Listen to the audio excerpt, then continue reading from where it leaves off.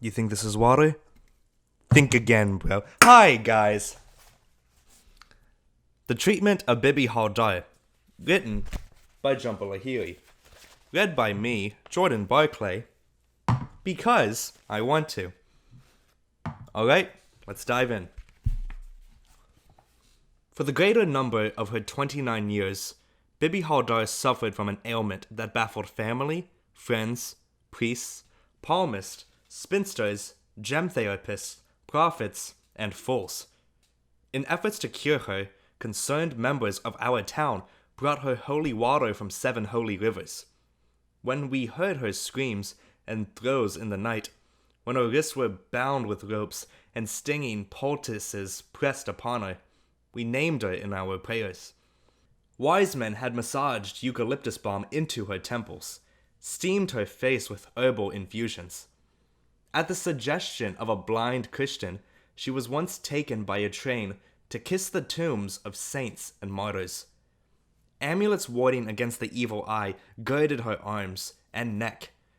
Auspicious stones adorned her fingers. Treatments offered by doctors only made matters worse. Allopaths, homeopaths, Ayurvedics. Over time, all branches of the medical arts had been consulted. Their advice was endless. After x-rays, probes, auscultations, and injections, some advised Bibi to gain weight, others to lose it. If one forbade her to sleep beyond dawn, another insisted she remain in bed till noon. This one told her to perform headstands, that one to chant Vedic verses at specified intervals throughout the day. Take her to Calcutta for hypnosis, was a suggestion others would offer. Shuttled from one specialist to the next, the girl had been prescribed to shun garlic, consume disproportionate quantities of bitters, meditate, drink green coconut water, and swallow raw duck's eggs beaten in milk. In short, Bibi's life was an encounter with one fruitless antidote after another. The nature of her illness, which struck without warning, confined her world to the unpainted 4-story building in which her only local family, an elder cousin and his wife, rented an apartment on the 2nd floor. Liable to fall unconscious and enter, at any moment, into a shameless delirium, Bibi could be trusted neither to cross a street nor board a tram without supervision. Her daily occupation consisted of sitting in the storage room on the roof of our building, a space in which one would sit but not comfortably stand, featuring an adjoining latrine, a curtained entrance, one window without a grill, and shelves made from the panels of old doors. There, cross-legged on a square of jute, she recorded inventory for the cosmetics shop that her cousin Haldar owned and managed at the mouth of her courtyard. For her services, Bibi received no income but was given meals, provisions, and sufficient meters of cotton at every October holiday to replenish her wardrobe at an inexpensive tailor. At night, she slept on a folding camp cot in the cousin's place downstairs.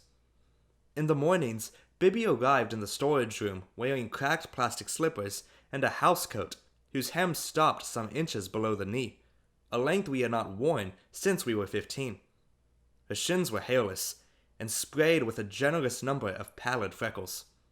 She bemoaned her fate and challenged her stars as we hung our laundry or scrubbed scales from the fish. She was not pretty. Her upper lip was thin, her teeth too small. Her gums protruded when she spoke. I ask you, is it fair for a girl to sit out her years, past neglected through her prime, visiting labels and prices without promise of a future? Her voice was louder than necessary, as if she was speaking to a deaf person. Is it wrong to envy you, all brides and mothers, busy with lives and cares? Wrong to want to shade my eyes, scent my hair, to raise a child and teach him sweet from sour, good from bad? Each day she unloaded her countless privations upon us, until it became unendurably apparent that Bibi wanted a man. She wanted to be spoken for, protected, placed on a path in life. Like the rest of us, she wanted to serve suppers and scold servants and set aside money in her almari to have her eyebrows threaded every 3 weeks at the Chinese beauty parlor. She pestered us for details of our own weddings, the jewels, the invitations, the scent of tuberoses strung over the nuptial bed. When, at her insistence, we showed her our photo albums embossed with the designs of butterflies, she pored over the snapshots and chronicled the ceremony. Butter poured in fires, garlands exchanged, vermilion-painted fish, trays of shells and silver coins. "An impressive number of guests," she would observe, stroking with her finger the misplaced faces that surrounded us. "When it happens to me, you will all be present." Anticipation began to plague her with such ferocity that the thought of a husband, on which all her hopes were pinned, threatened at times to send her into another attack. Amid tins of talc and boxes of bobby pins, she would curl up on the floor of the storage room, speak in non sequiturs. "I will never dip my feet in milk," she whimpered. "My face will never be painted with sandalwood paste. Who will rub me with turmeric? My name will never be printed with scarlet ink on a card." Her soliloquies mawkish, her sentiments maudlin. Malaise dripped like a fever from her pores. In her most embittered moments, we wrapped her in shawls, washed her face from the cistern tap, and brought her glasses of yogurt and rosewater. In moments when she was less disconsolate, we encouraged her to accompany us to the tailor and replenish her blouses and petticoats, in part to provide her with a change of scenery, in part because we thought it might increase whatever matrimonial prospects she had. "No man wants a woman who dresses like a dishwasher," we told her. "Do you want all that fabric of yours to go to the moths?" She sulked, pouted, protested, and sighed. "Where do I go? Who do I dress for?" she demanded. "Who takes me to the cinema, the zoo garden, buys me lime soda and cashews? Admit it. Are these concerns of mine? I will never be cured, never married." But then a new treatment was prescribed for Bibi, the most outrageous of them all. One evening on our way to dinner, she collapsed on the third-floor landing, pounding her fists, kicking her feet, sweating buckets, lost to this world. Her moans echoed through the stairwell, and we rushed out of our apartments to calm her at once, bearing palm fans and sugar cubes, and tumblers of refrigerated water to pour on her head. Our children clung to the banisters and witnessed her paroxysm. Our servants were sent to summon her cousin. It was 10 minutes before Haldar emerged from his shop, impassive apart from the red in its face. He told us to stop fussing, and then with no efforts to repress his disdain, he packed her into a rickshaw bound for the polyclinic. It was there, after performing a series of blood tests, that the doctor in charge of Bibi's case, exasperated, concluded that a marriage would cure her. News spread between our window bars, across our clothesline, and over the pigeon droppings that plastered the parapets of our rooftops. By the next morning, 3 separate palmists had examined Bibi's hand and confirmed that there was, no doubt, evidence of an imminent union etched into her skin. Unsavory sorts murmured indelicacies at cutlet stands. Grandmothers consulted almanacs to determine a propitious hour for the betrothal. For days afterward, as we walked our children to school, picked up our cleaning, stood in lines at the ration shop, we whispered. Apparently some activity was what the poor girl needed all along. For the first time we imagined the contours below her housecoat, and attempted to appraise the pleasures she could offer a man. For the first time we noted the clarity of her complexion, the length and languor of her eyelashes, the undeniably elegant armature of her hands. They say it's the only hope, a case of overexcitement. They say. And here we paused, blushing. Relations will calm her blood. Needless to say, Bibi was delighted by the diagnosis, and began at once to prepare for conjugal life. With some damaged merchandise from Hadar's shop, She polished her toenails and softened her elbows. Neglecting the new shipments delivered to the storage room, she began hounding us for recipes, for vermicelli pudding and papaya stew, and inscribed them in crooked letters in the pages of her inventory ledger. She made guest lists, dessert lists, listed lands in which she intended to honeymoon. She applied glycerin to smooth her lips, resisted sweets to reduce her measurements. One day, she asked one of us to accompany her to the tailor, who stitched her a new salwar kameez in an umbrella cut, the fashion that season.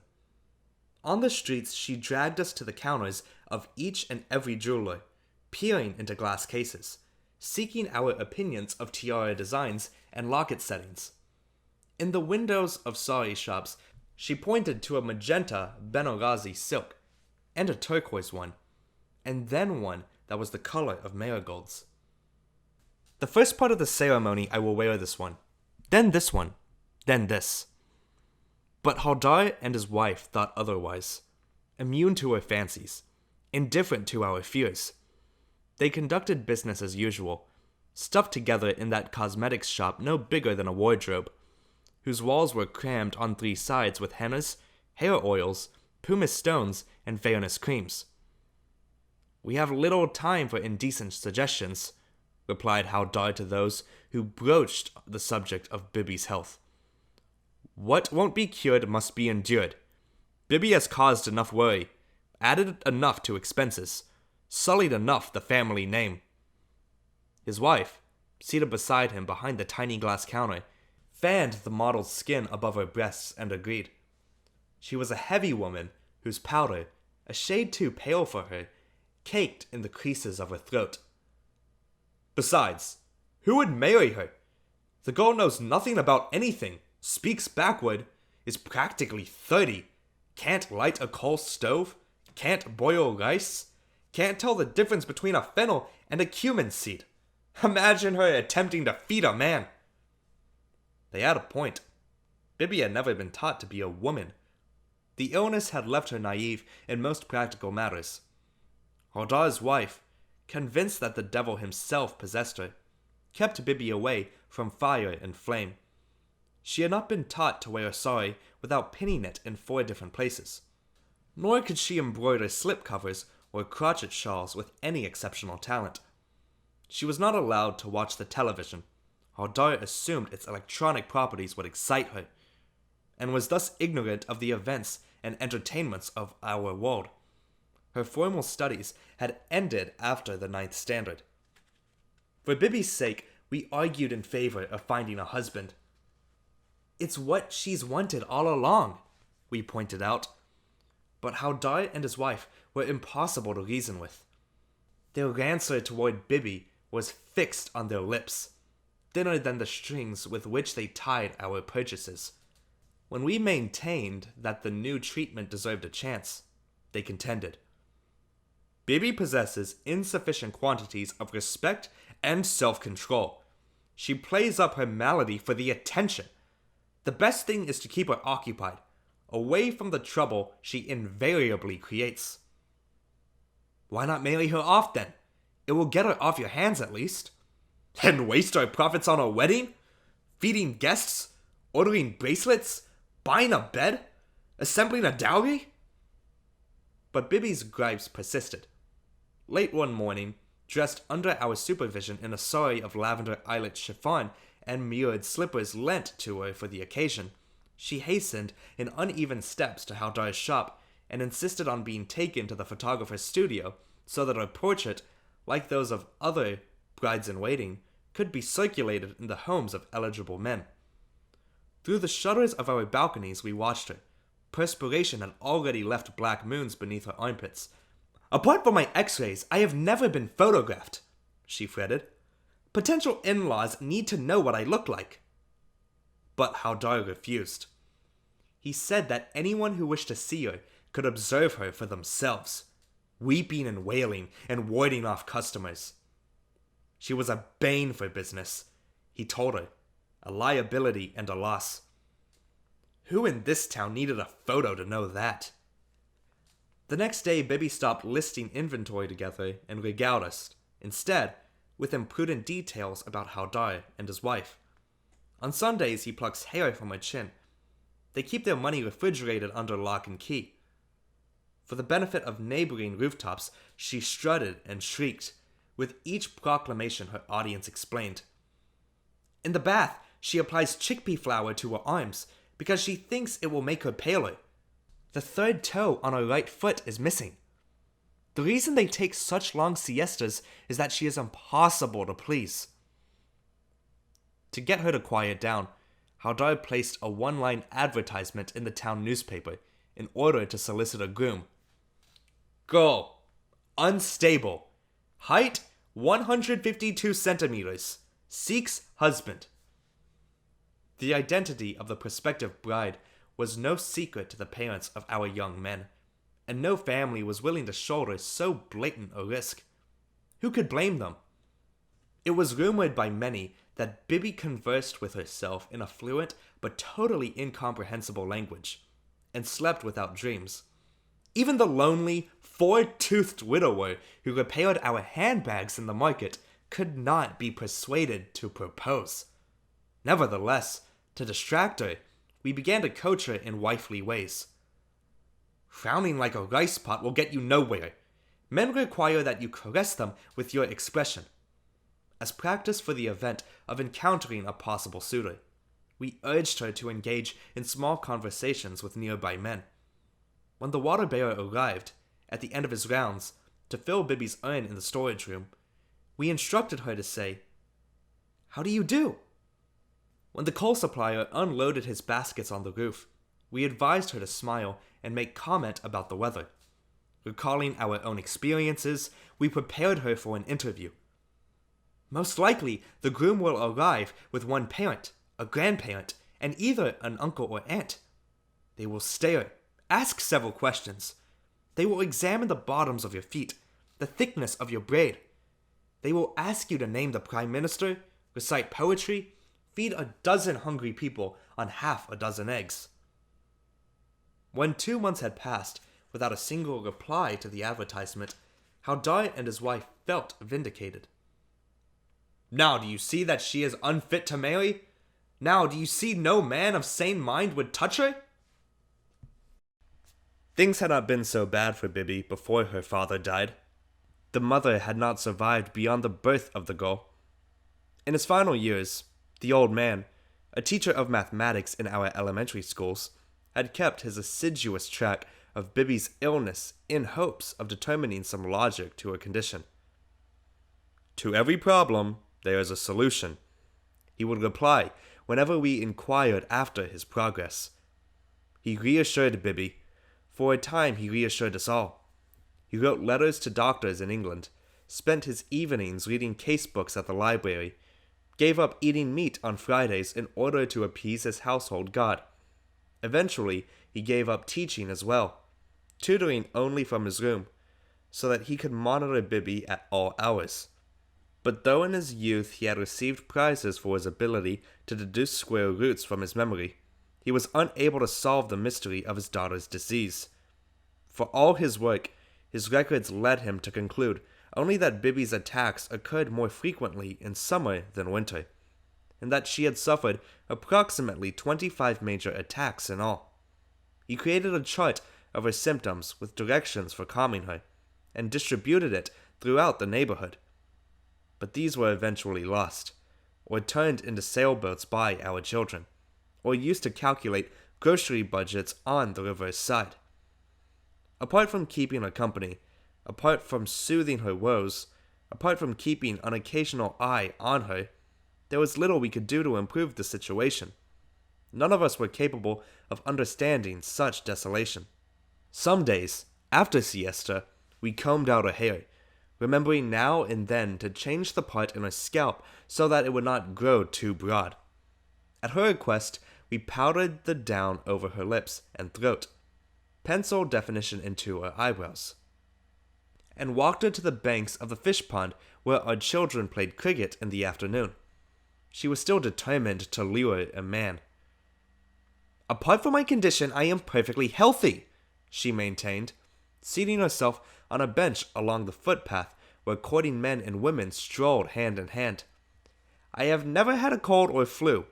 I have never had jaundice. I have never suffered from colic or indigestion. Sometimes we brought her smoked corn on the cob, sprinkled with lemon juice, or 2 pies or caramels. We consoled her. When she was convinced a man was giving her the eye, we humored her and agreed. But she was not our responsibility, and in our private moments, we were thankful for it. In November, we learned that Haldar's wife was pregnant. That morning in the storage room, Bibi wept. She says I'm contagious, like the pox. She says I'll spoil the baby. She was breathing heavily, her pupils fixed to a peeling spot on the wall. What will become of me? There was still no response to the advertisement in the newspaper. Is it not punishment enough that I bear this curse alone? Must I also be blamed for infecting another? Dissent within the Haldar household grew. The wife, convinced that Bibi's presence would infect the unborn child, began to wrap woolen shawls around her tumid belly. In the bathroom, Bibi was given separate soaps and towels. According to the scullery maid, Bibi's plates were not washed with the others. And then one afternoon, without a word or warning, it happened again. On the banks of the fish pond, Bibi fell to the footpath. She shook, she shuddered, she chewed her lips. A group encircled the convulsing girl at once, eager to assist in whatever way possible. The opener of soda bottles pinned down her thrashing limbs. The vendor of sliced cucumbers attempted to unclasp her fingers. One of us doused her with water from the pond. Another wiped her mouth with a perfumed handkerchief. The seller of jackfruits was holding Bibi's head, which struggled to toss from side to side. And the man who cranked the sugarcane press gripped the palm fan that he ordinarily used to chase away flies, agitating the air from every conceivable angle. Is there a doctor in the crowd? Watch that she doesn't swallow her tongue. Has anyone informed Haldar? She's hotter than coals. In spite of our efforts, the tumult persisted. Wrestling with her adversary, racked with anguish, she ground her teeth and twitched at the knees. Over 2 minutes had passed. We watched and worried. We wondered what to do. Leather! Someone cried suddenly. She needs to smell leather.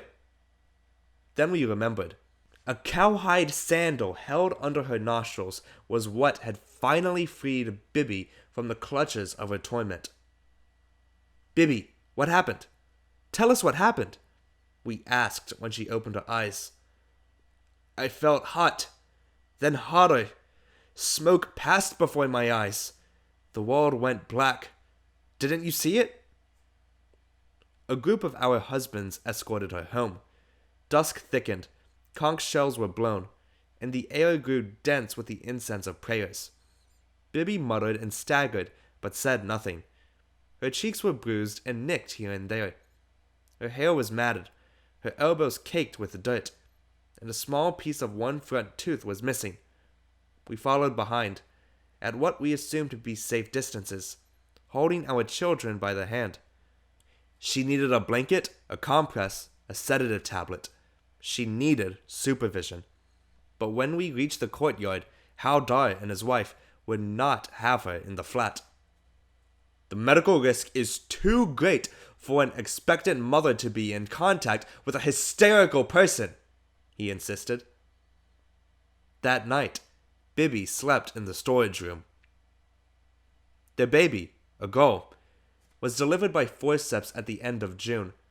By then, Bibi was sleeping downstairs again, though they kept her camp cot in the corridor and would not let her touch the child directly. Every day they sent her to the roof to record inventory until lunch, at which point Haldar brought her receipts from the morning's sales and a bowl of yellow split peas for her lunch. At night she ate milk and bread alone in the stairwell. Another seizure, and another, went unchecked. When we voiced our concern, Haldar said it was not our business, and flatly refused to discuss the matter. To express our indignation, we began to take our shopping elsewhere. This provided us only with our revenge. Over the weeks, the products on Haldar's shelves grew dusty. Labels faded, and colognes turned rank. Passing by in the evenings, we saw Haldar sitting alone, swatting moths with the sole of his slipper. We hardly saw the wife at all. According to the scullery maid, he was still bedridden. Apparently her labor had been complicated. Autumn came, with its promise of the October holidays, and the town grew busy shopping and planning for the season. Film songs blared from amplifiers strung through trees. Arcades and markets stayed open all hours. We bought our children balloons and colored ribbons, purchased sweetmeats by the kilo, paid calls and taxis to relatives we had not seen throughout the year. The days grew shorter, the evenings colder. We buttoned our sweaters and pulled up our socks. Then a chill set in that made our throats itch. We made our children gargle with warm salt water and wrap mufflers around their necks. But it was the Haldar baby who ended up getting sick. A doctor was summoned in the middle of the night and commanded to reduce the fever. "Cure her," the wife pleaded. Her shrill commotion had woken us all. "We can give you anything. Just cure my baby girl."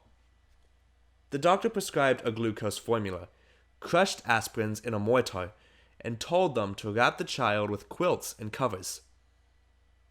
5 days later, the fever had not budged. "It's Bibi," the wife wailed. "She's done it. She's infected our child. We should never have let her back down here. We should never have let her back into this house."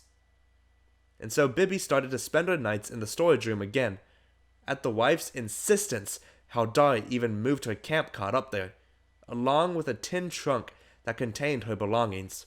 Her meals were left covered with a colander at the top of the stairs. "I don't mind," Bibi told us. "It's better to live apart from them, to set up house on my own." She unpacked the trunk, some housecoats, a framed portrait of her father, sewing supplies, and an assortment of fabrics, and arranged her things on a few empty shelves. By the week's end, the baby had recuperated, but Bibi was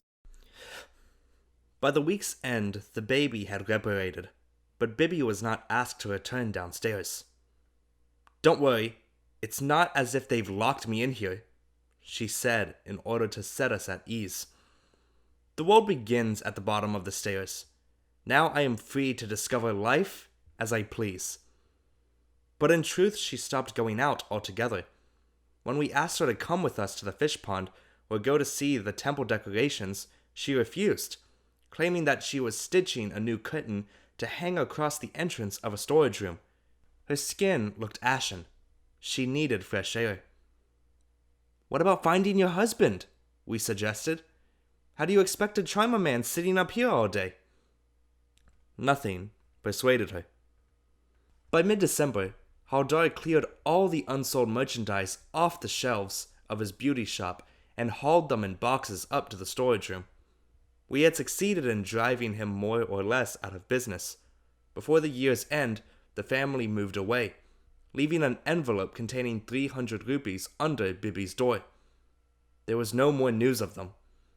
One of us had an address for a relation of Bibi's in Hyderabad and wrote explaining the situation. The letter was returned unopened, address unknown. Before the coldest weeks set in, we had the shutters of the storage room repaired and attached a sheet of tin to the doorframe, so that she would at least have some privacy.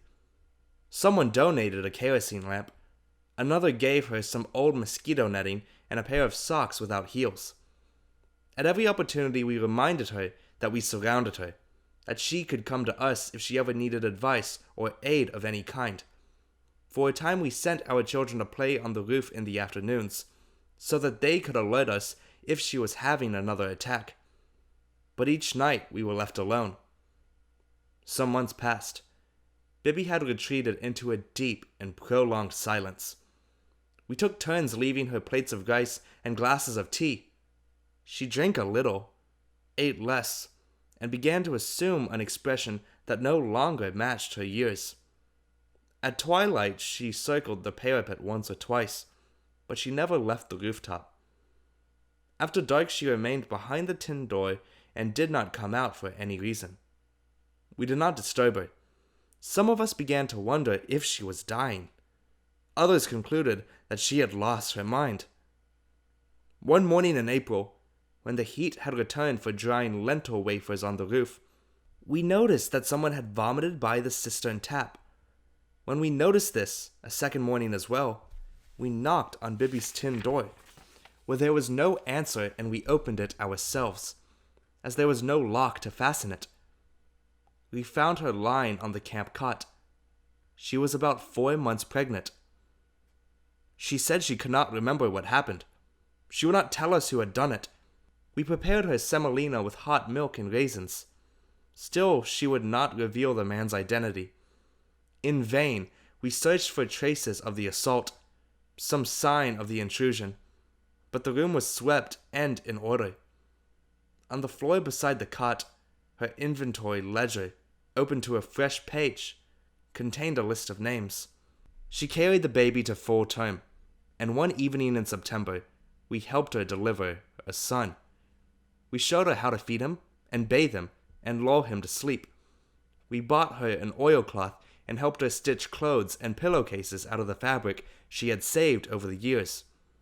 Within a month, Bibi had recuperated from the birth, and with the money that Haldar had left her, she had the storage room whitewashed and placed padlocks on the window and doors.